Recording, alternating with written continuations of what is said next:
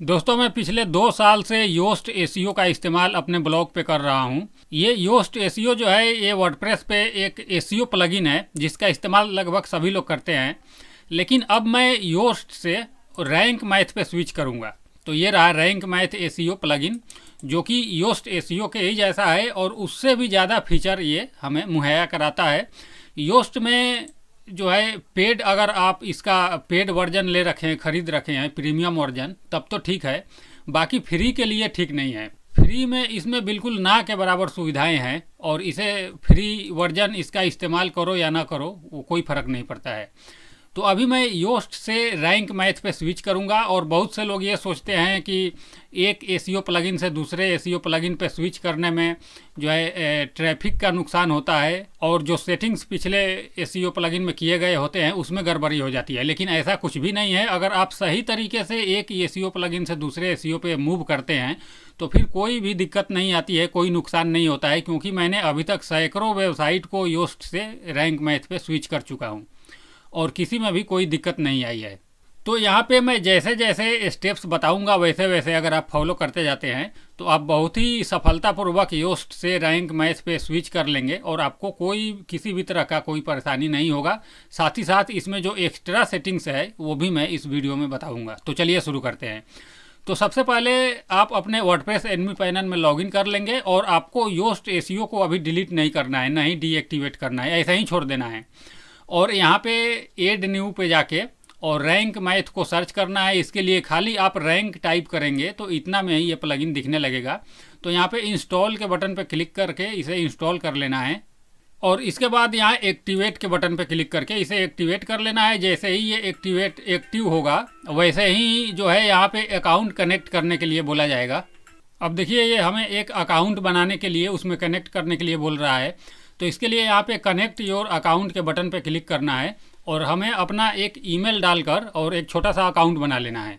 तो इसके लिए नीचे की तरफ आएंगे, आप चाहें तो फेसबुक या गूगल से भी कर सकते हैं, लेकिन मैं ईमेल से करूँगा। तो इसके लिए यहाँ नीचे लिखा हुआ है रजिस्टर नाउ, इसी बटन पे क्लिक करना है और यहाँ पे यूज ईमेल एड्रेस के बटन पे क्लिक करना है। फिर यहाँ पे अपना नाम डालना है और फिर नीचे अपना ईमेल डाल के रजिस्टर के बटन पे क्लिक करना है। तो मैंने यहाँ पे नाम और ईमेल डाल दिया। अब मैं जैसे यहाँ रजिस्टर के बटन पे क्लिक करूँगा, इसके बाद यहाँ पे ओके एक्टिवेट नाउ के बटन पे क्लिक कर देना है। तो ये प्लगइन जो है एक्टिवेट हो जाएगा और ये इस तरीके से सेटअप करने के लिए आ जाएगा। अभी इसमें इजी सेटअप करना चाहते हैं या एडवांस करना चाहते हैं या फिर कस्टम मोड में करना चाहते हैं, तो हम यहाँ पे एडवांस ही रखेंगे। एडवांस में बहुत ज़्यादा एडवांस नहीं होता है, आप आसानी से कर लेंगे। तो एडवांस के ऊपर ही सिलेक्ट रखना है और नीचे यहाँ पे स्टार्ट विजार्ड के बटन पे क्लिक कर देना है। इसके बाद अब हमें योस्ट एसईओ के सभी सेटिंग्स को इंपोर्ट करेंगे यहाँ पे। तो यहाँ पे पहले से ही योस्ट पे टिक मार्क है। अभी यहाँ पे आपको स्टार्ट इंपोर्ट के बटन पे क्लिक करना है और ये थोड़े ही देर में आपने जितने भी योस्ट एसईओ में सेटिंग्स कर रखा था उन सभी सेटिंग्स को ये अपने अंदर ले लेगा। यानी आपका जो भी सेटिंग्स है पहले का उसमें कुछ भी गड़बड़ नहीं होगा। देखिए यहाँ पे 100% कंप्लीट दिखाने लगा। अभी हमें यहाँ पे कंटिन्यू के बटन पे क्लिक करना है और फिर अगला सेटिंग्स में यहाँ पे पूछ रहा है कि आपका पर्सनल ब्लॉग है या फिर क्या है। आप इसके ऊपर क्लिक करेंगे तो यहाँ से आप अलग अलग चुन सकते हैं आपका वेबसाइट जिस भी तरह का है। तो फिलहाल हम यहाँ पे पर्सनल ब्लॉग ही रखेंगे। इसके बाद यहाँ पे अपना वेबसाइट का नाम डालेंगे। तो मेरा वेबसाइट blogeseohelp.com है, तो मैं खाली यहाँ पे ब्लॉग एसईओ हेल्प को कॉपी कर लूँगा और यहाँ पे लाके डाल देंगे। आप चाहें तो पहला अक्षर बड़ा कर सकते हैं। इसके बाद यहाँ पे वेबसाइट अल्टरनेटिव नेम में भी आप कुछ नेम डाल सकते हैं, फिलहाल कोई ज़रूरी नहीं है। यहाँ पे ऑर्गेनाइजेशन नेम यानी आपका जो ब्लॉग का नेम है वो आप डाल सकते हैं यहाँ पे। इसके बाद यहाँ पे आपको अपना ब्लॉग का लोगो डालना होता है। तो जो हमने योस्ट एसईओ में लोगो दिया था उसी लोगो को यहाँ पे ये इंपोर्ट कर लिया है, तो आपको दोबारा से डालने की आवश्यकता नहीं है। यहाँ पे डिफ़ॉल्ट सोशल शेयर इमेज, यहाँ पे वो इमेज दिया जाता है जो आप अपने किसी भी पोस्ट के यूआरएल कहीं पे शेयर करते हैं तो वहाँ पे कौन सा इमेज दिखे। तो हमें यहाँ पे इमेज डालने की आवश्यकता नहीं है, क्योंकि हम हर पोस्ट में फीचर इमेज डालते ही हैं और वही शो करता है सोशल प्लेटफॉर्म पे कहीं भी शेयर करते हैं। तो अगर आप अपने ब्लॉग में इमेज नहीं डालते हैं तो फिर एक इमेज अपना जो ब्रांड का आपका इमेज है उसे आप यहाँ पे अपलोड कर सकते हैं। फिर यहाँ पे सेव एंड कंटिन्यू के बटन पे क्लिक करेंगे और इसके बाद यहाँ पे बोल रहा है कनेक्ट गूगल सर्विसेज।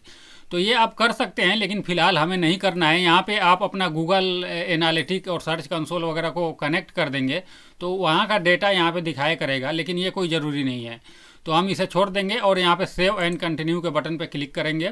और इसके बाद यहाँ पे साइट मैप, जो हमने योस्ट एसईओ में साइट मैप बना रखा था, उसी को इसने एक्सपोर्ट कर लिया है, बल्कि ये खुद से बनाया हुआ है साइट मैप।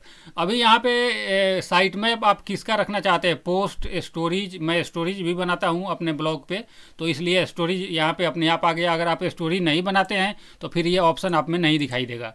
तो यहाँ पे पोस्ट, पेज और स्टोरी तीनों का हम रखेंगे।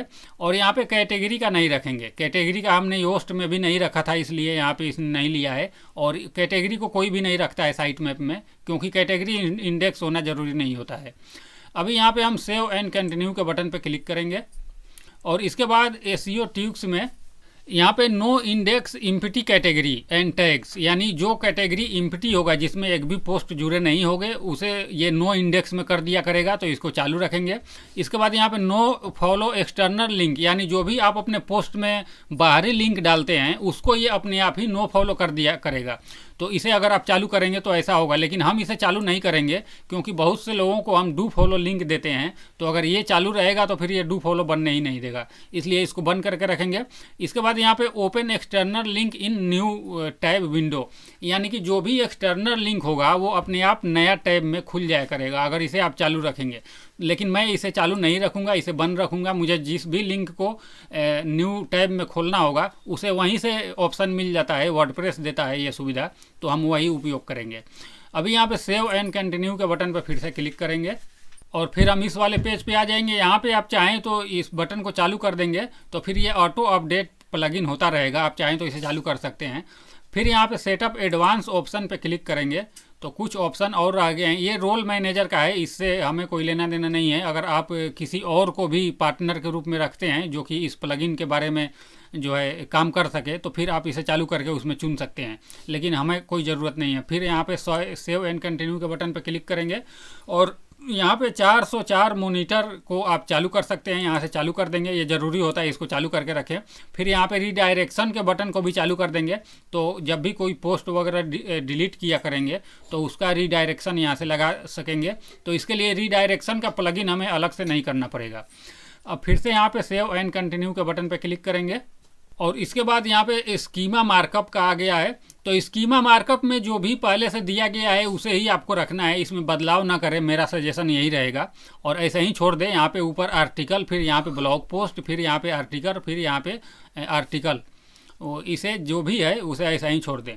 इसके बाद यहाँ पे सेव एंड कंटिन्यू के बटन पे क्लिक करें तो ये हमारा सेटिंग्स पूरी तरह से पूरा हो चुका है और हम इसके डैशबोर्ड में इस तरीके से आ जाएंगे। अब आप चाहें तो इसमें भी इसे स्क्रॉल करके और जो जो चीज़ें छूट गई है उसे आप चालू कर सकते हैं। अब देखिए ये AMP, अगर आप AMP गूगल AMP का इस्तेमाल करते हैं तो फिर इसे चालू कर सकते हैं, नहीं तो इसे ऐसे छोड़ सकते हैं। फिर इसके बाद यहाँ पे जो ज़रूरी चीज़ें हैं वो मैं बता दे रहा हूँ। यहाँ पे इमेज एसईओ को आप चालू कर दें। यहाँ पे जैसे आप चालू करेंगे उसके बाद यहाँ बाएं साइड में सेटिंग्स का ऑप्शन आ जाएगा, तो इस पर क्लिक करेंगे और यहाँ से कुछ सेटिंग्स कर देंगे। देखिए ये एड मिस ऑल्ट एट्रीब्यूट्स, तो अगर आप किसी इमेज में जो है उसका ऑल टैग भूल जाते हैं तो फिर ये अपने मन से उसका फाइल नेम, यानी जो भी इमेज का नेम होगा वही ले लिया करेगा। इसके बाद ये दूसरा वाला ऑप्शन भी चालू कर दें और फिर यहाँ पे सेव चेंजेज के बटन पे क्लिक कर दें तो फिर ये सेव हो गया। अभी हम फिर से वापस आते हैं, हमने यहाँ पे इमेज को चालू कर दिया। अब यहाँ पे और सभी चालू है, न्यूज साइट मैप है, तो अगर आपका न्यूज साइट है तो फिर आप इसे चालू कर सकते हैं। इसके अलावा जो भी इसमें ज़रूरी सेटिंग्स था वो हमने सेटअप के समय ही कर लिया था, आपको इसमें कुछ भी बदलाव करने की आवश्यकता नहीं है। अब हम चलेंगे प्लगइन लिस्ट में और प्लगइन लिस्ट में चलने के बाद यहाँ पे प्लगइन लिस्ट में चलेंगे, क्योंकि अभी योस्ट एसईओ को भी हमें डिलीट करना है। तो प्लगइन के ऊपर क्लिक करते ही प्लगइन लिस्ट में आ चुके हैं और यहाँ पे ये योस्ट एसईओ जो प्लगइन है इसको हम डीएक्टिवेट करेंगे। तो डीएक्टिवेट करने के लिए आपको योस्ट के सामने यहाँ पे डीएक्टिवेट के बटन पे क्लिक करना है और इसके बाद यहाँ पे फिर से दोबारा डिलीट के बटन पे क्लिक कर देना है। तो ये योस्ट एसईओ डिलीट हो गया और रैंक मैथ यहाँ पे हमारा चालू हो चुका है। ध्यान रहे कभी भी रैंक मैथ का पूरा सेटअप करने के बाद ही योस्ट एसईओ प्लगइन को डिलीट करना होता है। अगर आप पहले ही डिलीट कर देंगे तो फिर उसका जो सेटिंग्स होगा उसको रैंक मैथ जो है इंपोर्ट नहीं कर पाएगा, और जो पहले आपने फोकस कीवर्ड रख रखे थे या इसके अलावा और जो भी सेटिंग्स कर रखे थे वो सब मिस हो जाएगा। तो दोस्तों उम्मीद है ये वीडियो आपको काफ़ी पसंद आया होगा। अगर ऐसा है तो फिर इसे लाइक ज़रूर कर दें, अपने दोस्तों में शेयर कर दें, और इस वीडियो को अब यहीं पे समाप्त करते हैं।